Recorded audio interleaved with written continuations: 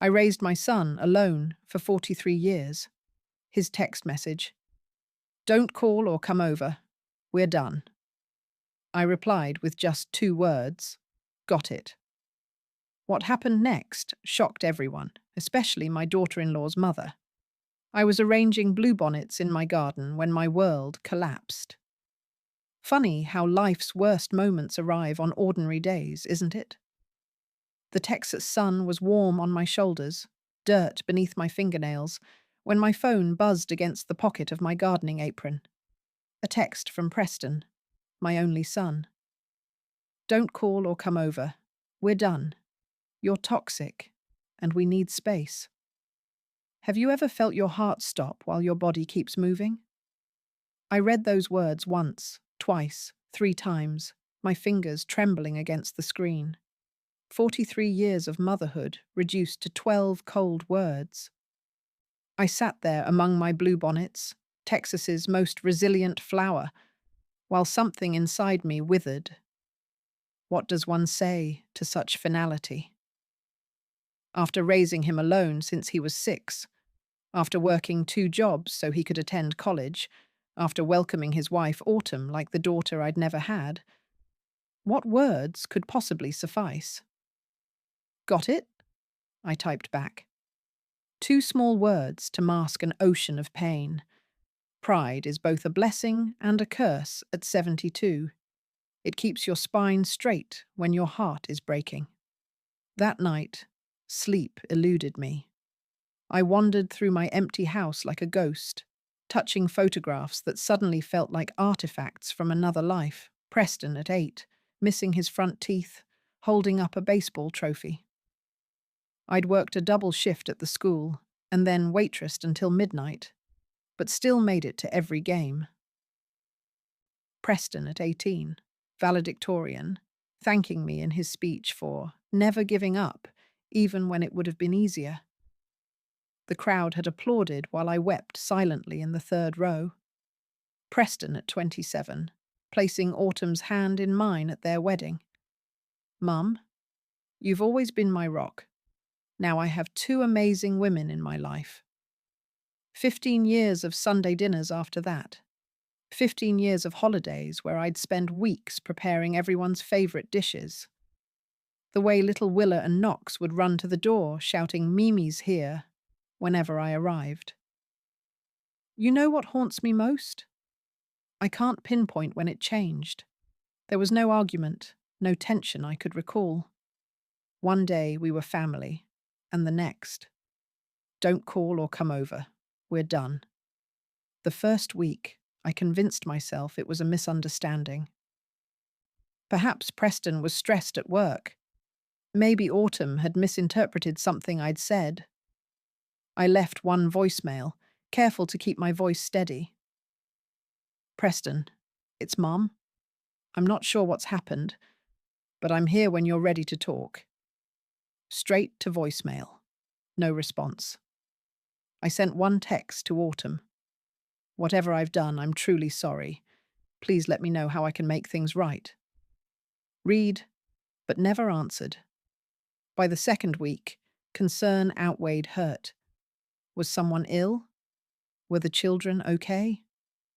I drove to their house in Round Rock, but sat in my car at the end of the street, that text message echoing in my mind. "Don't come over." So I didn't.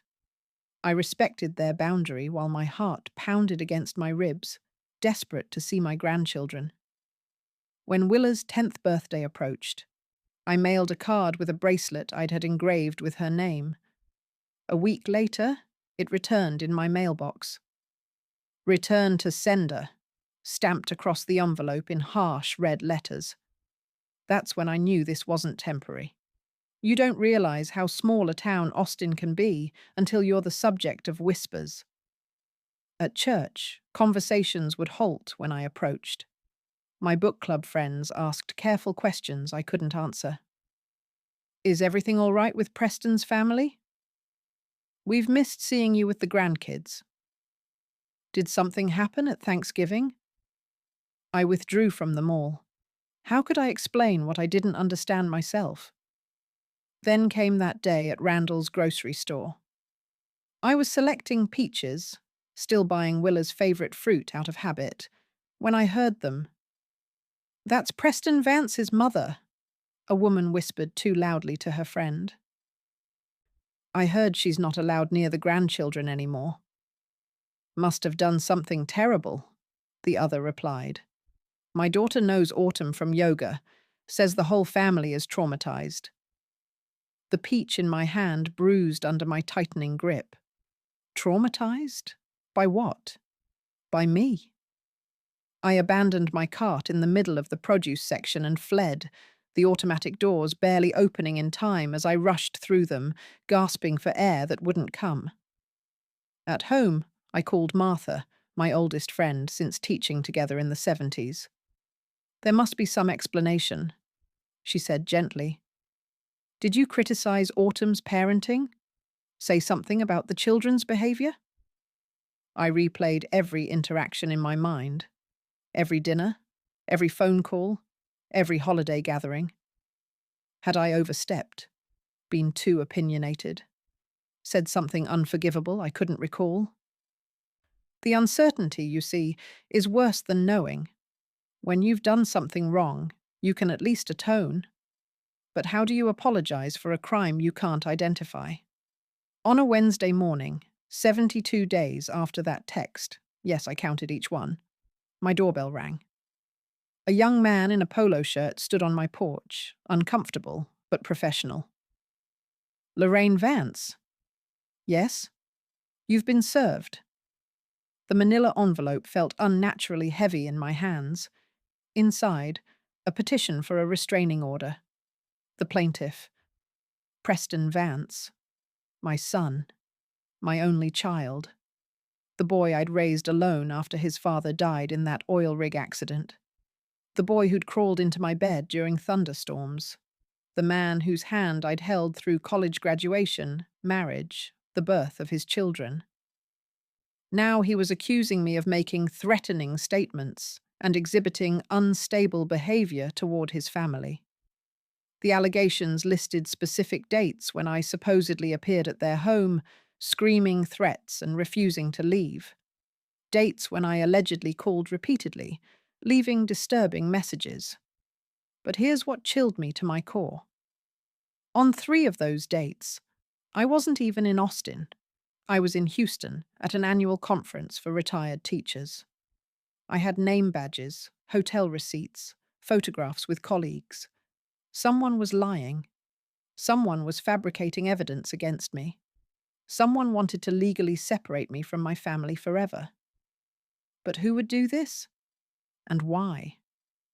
I sat on my porch swing, the same swing where I'd rocked Preston as a colicky baby, where I'd helped Willa with her reading last summer, and felt something shift inside me. The hurt began to harden into something else, something with edges. You see, I'd spent my life being understanding, being patient, being the one who smoothed things over and made peace. 43 years of putting my son first, of building a family from the ashes of widowhood. But as I held those papers with their cruel lies, I realized something that would change everything. Sometimes, love isn't enough. Sometimes, you have to fight for the truth. And that's exactly what I intended to do. My 73rd birthday arrived with the silence of a tomb. No call from Preston. No handmade cards from Willa and Knox. Just me, a single cupcake, and a solitary candle whose flame seemed to mock the darkness gathering around me. You know that moment when something inside you shifts, when grief transforms into something else entirely. I felt it happen as I stared at that pathetic little candle. "Enough," I whispered to my empty kitchen. The next morning, I withdrew $5,000 from my retirement savings, money I'd set aside for a trip to the Grand Canyon I'd always promised myself. Instead, I drove to a small office building on South Congress and met with James Calloway, a private investigator recommended by my attorney. He was younger than I expected, with kind eyes that had seen too much, and a notebook that had probably held more family tragedies than mine. "Mrs. Vance," he said, "what can I help you with?" I placed the restraining order petition on his desk. "I need to know why my son thinks I'm toxic," I said, the word bitter on my tongue. "And I need proof I never threatened his family." James studied me for a long moment. "This will get worse before it gets better," he warned. "Family investigations always do. Are you prepared for what we might find?" Am I prepared? I'd buried a husband at 35. I'd raised a son alone while working 2 jobs. I'd survived 4 decades of parent-teacher conferences and teenage rebellion and empty nest syndrome. "Mr. Calloway," I replied, "at my age, the only thing I fear is dying without knowing the truth." He nodded once, respect flickering in his eyes. "Then let's find it." James worked methodically, like the best teachers I'd known during my career.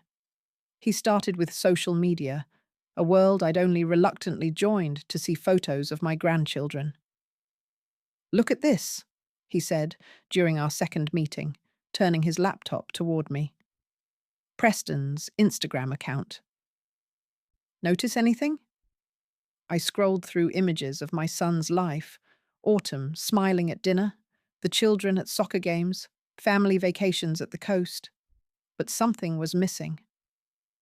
"There are no photos with me," I realized. "Not for the past year." James nodded. "Now look at Autumn's accounts." Her Facebook page revealed a pattern I'd never noticed. Subtle posts about toxic family relationships and protecting our children from negative influences. Vague enough to seem innocent, specific enough to paint a picture to their friends. "When did these start?" I asked. 14 months ago, James replied, right around the time Autumn's mother moved to Austin. I felt a chill. Darlene Simmons. I hadn't thought of her in years. Meanwhile, James gathered evidence for my defense: receipts from the Houston Marriott, conference badges, witness statements from fellow retired teachers who'd been with me during the dates I'd allegedly terrorized Preston's family. "Someone's setting you up," James concluded. "But we need to find out who and why." Have you ever noticed how the elderly see everything? While the rest of us rush through life, they sit on porches and observe the world with patient eyes. Mrs. Delgado was 86 and had lived across from Preston's family since they'd moved to Round Rock. James interviewed her as part of his canvass of the neighborhood. "Oh yes, I've seen Lorraine's car here many times," she told him, adjusting her glasses. "That pretty blue Volkswagen Beetle. Classic car, isn't it? But it was strange." "Strange how?" James asked. I waved, but the woman didn't look like you, she said when James brought me to meet her. "She had your car, though. Same color? Same model? I thought maybe you'd loaned it to someone." My vintage Blue Beetle had been a gift to myself when I retired, a whimsical choice after decades of practical sedans. It wasn't a common sight in Austin, except, "Darlene drives the same car," I whispered, the realization dawning. "Autumn's mother. She bought one after I did. I remember Autumn mentioning it at Christmas 2 years ago." Mrs. Delgado nodded slowly. "The woman I saw was older, with dyed blonde hair, always wore big sunglasses. Sometimes she'd park down the street and just sit there watching the house." James showed her a photo of Darlene from social media. Mrs. Delgado's eyes widened. "That's her. That's who I saw. Not you." As we left her porch, James asked the question hanging between us. "Who is Darlene Simmons, and why would she pretend to be you?" That night, I pulled out a box of memorabilia from my teaching days at Austin Elementary: yearbooks, faculty photos, committee notes. I hadn't looked at them in years, but now I searched with purpose. There, a hiring committee report from 1992. My handwriting, neat and precise. Candidate Darlene Simmons. Impressive resume, but references do not verify claimed experience at Houston ISD. Recommend against hiring. The memory surfaced slowly. Darlene had applied for a fourth-grade teaching position. My grade. Her credentials had seemed perfect, but something felt off during her interview. I'd called Houston myself and discovered she'd never taught there as claimed. The committee had unanimously rejected her application based on my findings. A small moment. A forgotten decision. The kind teachers make every day. But now I remembered her face when we'd told her, the flash of hatred quickly masked by a professional smile. "You've made a mistake," she'd said, looking directly at me. "One day you'll realize how much." I'd forgotten her completely until Preston brought Autumn home to meet me 15 years ago. There was Darlene at their engagement party, watching me from across the room. I'd felt a flicker of recognition, but couldn't place her. She'd avoided me all night. At the wedding, I'd caught her whispering to Autumn whenever I approached. I'd assumed it was normal mother-of-the-bride anxiety. How blind I'd been, how naive. 30 years, I told James the next day. She's held a grudge for 30 years because I caught her lying on a job application. James didn't seem surprised. "I've seen people destroy lives over less," he said quietly. "Revenge doesn't have an expiration date." James worked with a methodical precision that reminded me of my teaching days, gathering facts, connecting dots, building a case piece by piece. Phone records showed hundreds of calls between Autumn and her mother in the months before Preston's text. Not unusual for a close mother-daughter relationship, perhaps, but the timing was suspicious. More telling. Darlene had moved from San Antonio to a rental just 3 miles from Preston and Autumn's home a year ago. I'd had no idea she'd relocated to Austin. No one had mentioned it. "She's been close enough to monitor them daily," James noted. "Close enough to stage appearances as you?" Then came the security footage. The smoking gun. A neighbor's doorbell camera had captured video of a woman who, at first glance, resembled me. Same height, similar build, driving a blue Beetle. She was screaming outside Preston's house, gesturing wildly. But it wasn't me. It was Darlene, wearing a beige cardigan similar to one I owned, her hair styled like mine, large sunglasses obscuring her features. "This was recorded on April 15th, James said. "One of the dates listed in the restraining order petition." April 15th, when I'd been in Houston, 200 miles away, attending a panel on retirement planning. I had a dozen witnesses, hotel receipts, even a photograph in the conference brochure. "She staged this," I whispered, watching the footage again. "She pretended to be me having a breakdown." James nodded grimly. "And I think she's been doing it for months." The full picture emerged like a photograph developing in darkroom chemicals, slowly at first, then all at once, revealing a truth more painful than I'd imagined. Darlene had orchestrated a masterful campaign of isolation and deception.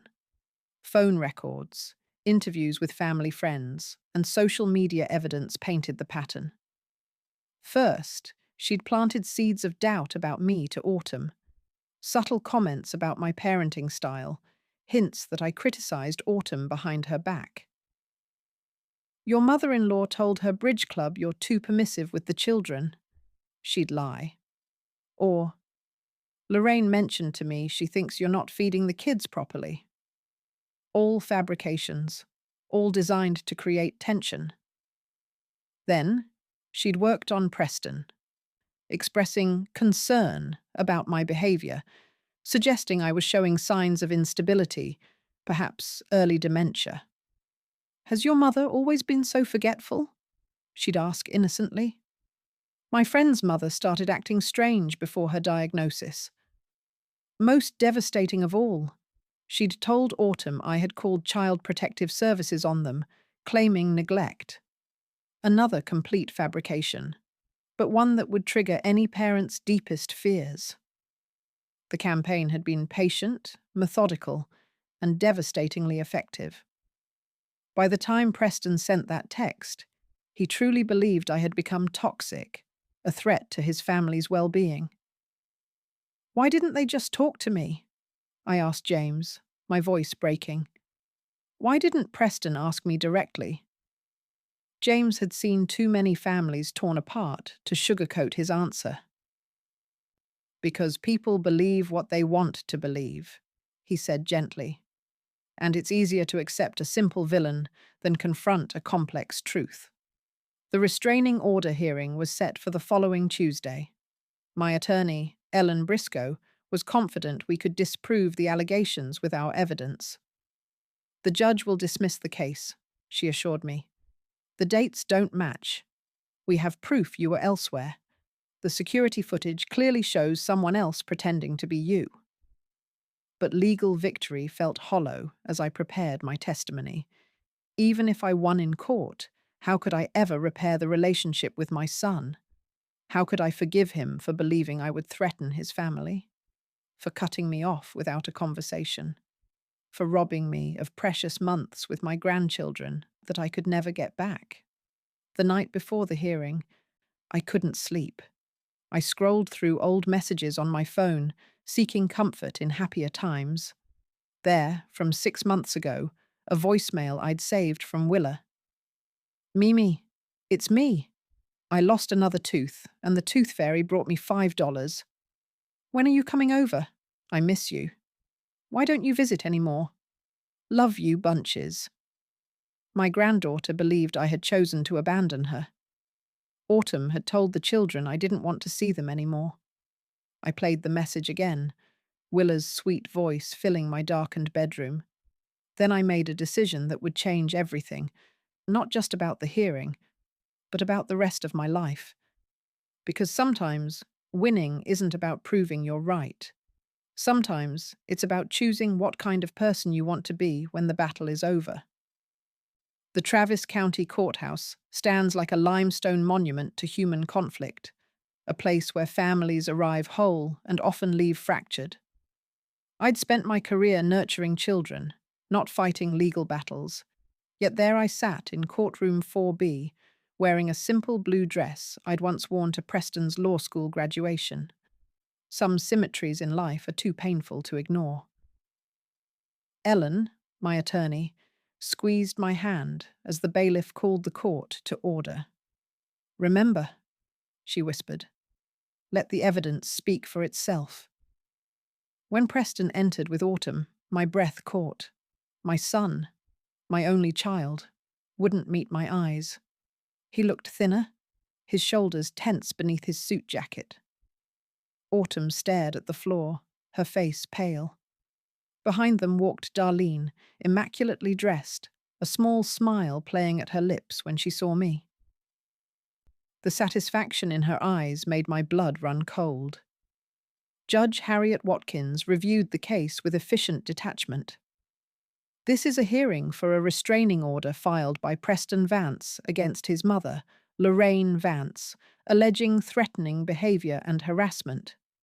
Mr. Vance's attorney may present first.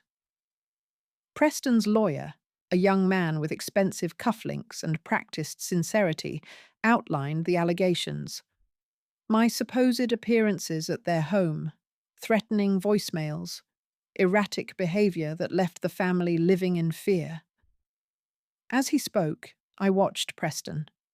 With each allegation, he seemed to shrink further into himself. This wasn't righteous anger. This was a man beginning to doubt his own certainty. When our turn came, Ellen called our first witness, Mrs. Delgado, who'd insisted on testifying despite her arthritis. The elderly woman took the stand slowly, her dignity undiminished by her cane. Mrs. Delgado, Have you ever seen Lorraine Vance behaving inappropriately at her son's residence? Ellen asked. Never, she stated firmly. I've seen someone pretending to be her, though. The courtroom stirred. Preston's head snapped up. Could you elaborate? Ellen prompted. Mrs. Delgado described the woman with the blue beetle, similar to me but not me, who would park near Preston's house and sometimes create scenes. At first I thought it was Lorraine, but something seemed off. The woman never acknowledged me, though Lorraine and I always chat when we see each other. Ellen played the security footage from the neighbor's doorbell camera. There on the screen was Darlene, dressed like me, screaming at Preston's front door. The timestamp matched one of the alleged incidents in the restraining order. And where was Lorraine Vance on April 15th? Ellen asked. In Houston, Mrs. Delgado replied. She brought me back a souvenir magnet. She always brings me magnets from her trips. Such a small detail, yet I saw it land like a thunderbolt. Preston turned to look at Darlene, confusion clouding his features. Ellen methodically dismantled the case against me. My conference badge from Houston, photographs of me at the event, witness statements from colleagues who'd been with me, hotel receipts, even a video of me asking a question during a panel discussion, all from the dates I'd supposedly been terrorizing Preston's family. Then came the phone records. Hundreds of calls between Darlene and Autumn in the months before Preston's text. An unusual pattern of calls late at night, often followed by calls from Autumn to Preston. Most damning were the text messages between Darlene and Autumn that James had uncovered through his investigation. Did you tell Preston what his mother said about the children? Darlene had written. Yes, he's furious, Autumn had replied. He'll never speak to her again. But I had said nothing about the children. Nothing at all. As Ellen presented each piece of evidence, I watched the colour drain from Autumn's face. Preston sat rigid beside her, his attorney whispering urgently in his ear. Judge Watkins turned her penetrating gaze to Autumn. Mrs. Vance, would you like to explain these messages? Autumn looked trapped, her eyes darting between her mother and her husband. The courtroom fell silent, waiting. My mother told me, she began, then faltered. She said Lorraine had called me an unfit mother, that she was telling people in her church group our children were neglected, that she'd contacted Child Protective Services. And did you verify any of this information? The judge asked. Autumn's voice was barely audible. No. Did you ask Lorraine directly about these allegations? No. Why not? Autumn looked at her mother, then back at the judge. Something seemed to break inside her. Because my mother said Lorraine would deny it, that she was manipulative, that confronting her would make things worse. Her voice cracked. I believed her. I've always believed her. The house of lies collapsed all at once. Autumn admitted everything, how Darlene had systematically poisoned her against me, fabricating cruel comments I'd never made, manufacturing evidence of my supposed instability, even coaching her on how to convince Preston I was becoming dangerous. She said it was for our protection, Autumn whispered, tears streaming down her face. I never questioned. I felt no satisfaction watching her break down, only a profound sadness for all we had lost. The Sunday dinners, the holidays, the ordinary moments that make up a family's life. Time with my grandchildren I could never reclaim. When Preston took the stand, the courtroom seemed to hold its breath. My son, the little boy who'd once crawled into my lap during thunderstorms, now a grown man who'd believed the worst of his mother without question. Mr. Vance, Ellen began gently, could you tell the court why you sent that text message to your mother? Preston looked ashen, his hands gripping the witness stand. I believed she was becoming unstable, dangerous even. His voice was hollow. Over months, I'd heard about her spreading rumors about my family, showing up uninvited, acting erratically. And who told you these things? Autumn, mostly, and her mother. He swallowed hard. There seemed to be so much evidence. Witnesses who'd seen her at our house, voicemails, even photographs. Did you ever speak directly with your mother about these concerns? The question hung in the air. Preston's eyes finally met mine across the courtroom. No, he admitted. I never asked her side. Why not? I trusted my wife, he said, voice breaking. I never verified anything. I just believed. He looked at me then, really looked at me, for the first time since entering the courtroom. Mum, I'm so sorry, he said, his voice cracking. I should have known better. I kept my face impassive, though my heart was shattering anew, because an apology, no matter how sincere, cannot erase the wound of betrayal. Some broken things, once shattered, can never be made whole again, only reassembled into something different. When Darlene was called to testify, she strode to the stand with the confidence of someone who'd never faced consequences. But as Ellen methodically presented the evidence against her, the security footage, the text messages, the witness statements, that confidence began to crack. Mrs. Simmons, Ellen said, could you explain why you were impersonating my client outside her son's home? Darlene's composure finally shattered. She ruined my career, she shouted, pointing at me. I could have been a teacher, respected. If not for her.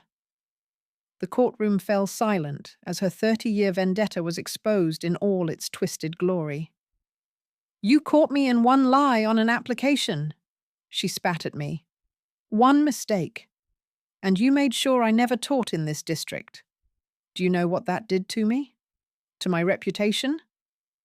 I remembered then, that hiring committee meeting, that small decision that had seemed so routine at the time, a candidate with falsified credentials, a unanimous vote to reject. I'd forgotten her completely until this moment, but she had remembered. For 30 years, she had nurtured that grievance, letting it fester until it consumed her. You took everything from me, she told me, her voice vibrating with decades of hatred. So, I took everything from you. Judge Watkins had heard enough. She dismissed the restraining order immediately and suggested criminal charges against Darlene might be forthcoming for her deception and impersonation. This court, she stated firmly, has rarely seen such a calculated campaign of familial destruction.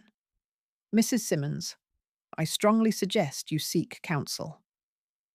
As the bailiff escorted Darlene out, she turned to Autumn one last time. I did it for you, she insisted. Everything I've ever done was for you. But Autumn wouldn't look at her mother. Some betrayals cut too deep for words. Outside the courthouse, beneath a Texas sky too blue for such a somber day, Preston approached me. Tears streamed unchecked down his face. My son, who had always been so controlled, so careful with his emotions. Mom, he pleaded, reaching for my hands. Please forgive me. I should have talked to you.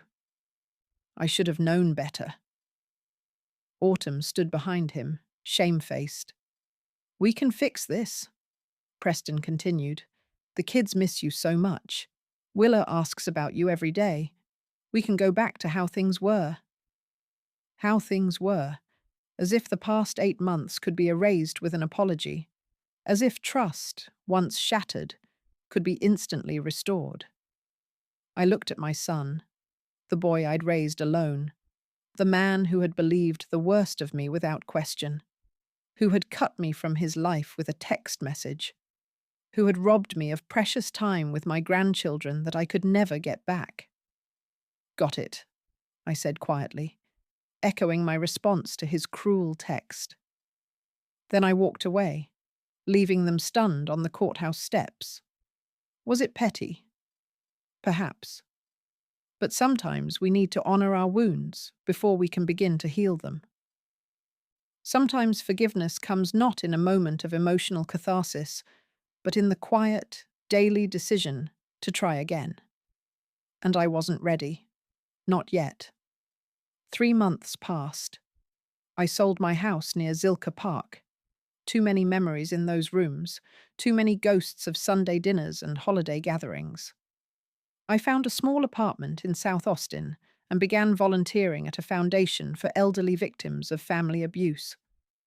There was healing in helping others navigate the pain I understood too well.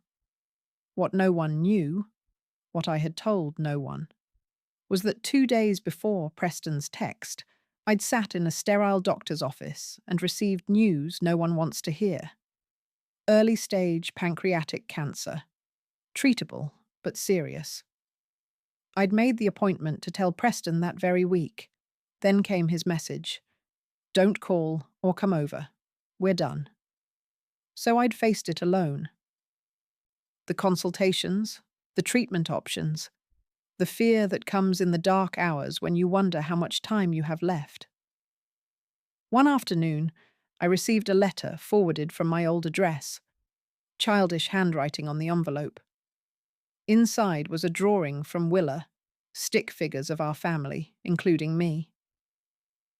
Mimi, Dad told us what happened. She'd written in careful letters. It wasn't your fault. Please come back. I traced the crayon figures with my finger, then placed the drawing in a box with other mementos of a life I was trying to rebuild.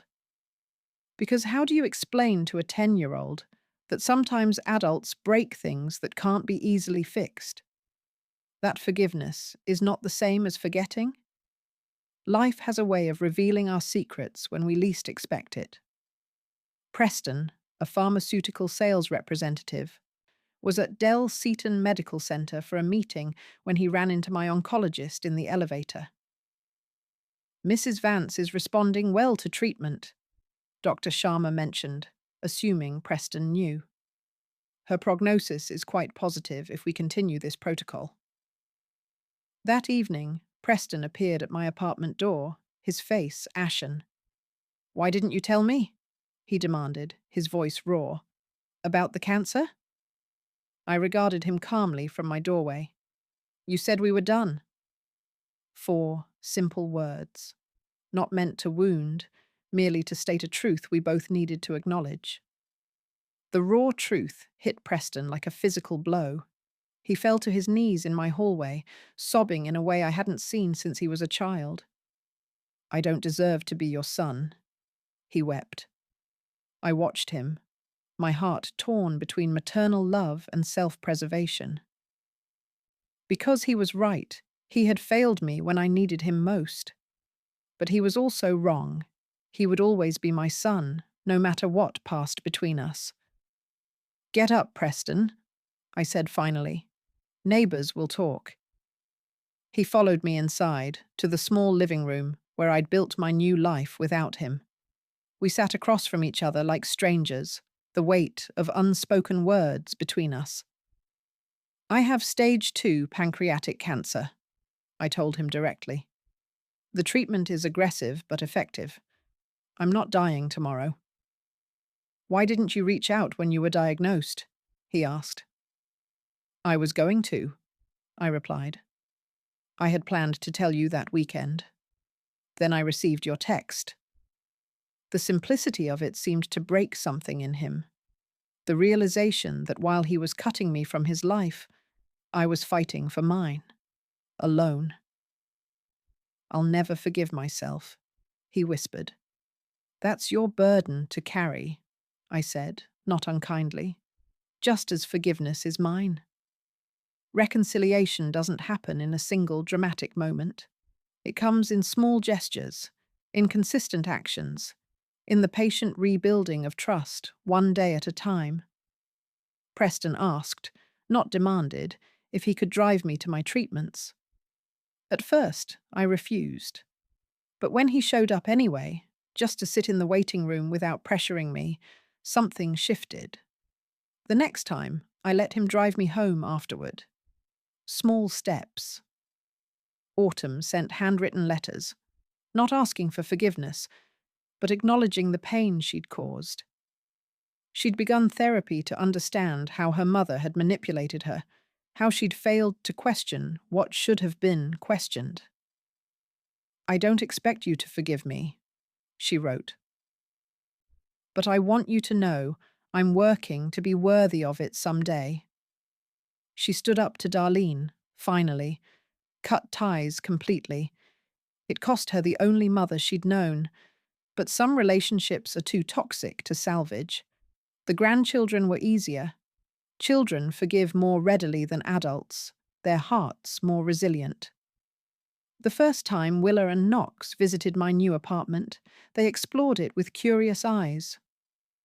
"It's small, Mimi," Knox observed, with a 7-year-old's honesty. "Yes," I agreed, "but it's just right for me." "Do you have cookies?" he asked. And just like that, we were family again. Slowly, carefully, we began rebuilding. Preston attended therapy to understand how he'd been manipulated, how he'd failed as a son. I joined him for some sessions, not to accuse, but to heal. To understand how a family could fracture so completely over lies. "I believed what was easiest to believe," Preston admitted during one difficult session. "It was easier to think you were the problem than to question my marriage." Truth is rarely comfortable, but it's necessary for genuine healing. 1 year later. My cancer is in remission. Those words still feel like a miracle each time I say them. I've moved into a small house near Preston's family, close but with healthy boundaries. Close enough for impromptu visits, far enough for independence. Sunday dinners have resumed, though they feel different now. More authentic, perhaps. Less perfect, but more real. We've all been broken and reassembled, and the cracks show. But there's beauty in that honesty.